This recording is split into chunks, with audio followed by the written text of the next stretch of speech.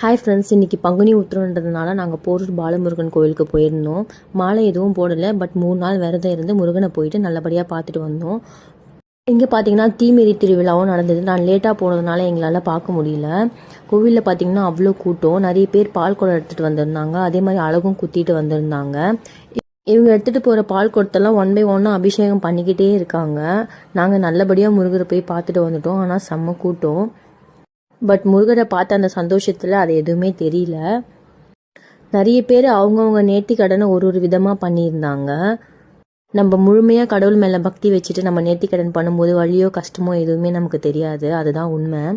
வர வழியிலே பார்த்தீங்கன்னா நாங்கள் டீ குடிச்சிட்டு அங்கேருந்து கிரேஸ் சூப்பர் மார்க்கெட்டுக்கு வந்தோம் ஸ்நாக்ஸ் வாங்கிறதுக்காக. எங்களுக்கு பன்னீர் பீஸா ஒன்று வாங்கிட்டு சுகனுக்காக தூதுவளை சூப் ஒன்று வாங்கியிருந்தோம். எங்கள் ஏரியாவில் பார்த்தீங்கன்னா முருகன் வீதி உலா போகிறதுக்காக ரெடியாகி நின்றுட்டு இருந்தாரு. எங்கடே இன்னைக்கு இப்படி தான் போச்சு. ஓகே ஃப்ரெண்ட்ஸ், தேங்க்யூ, பாய்.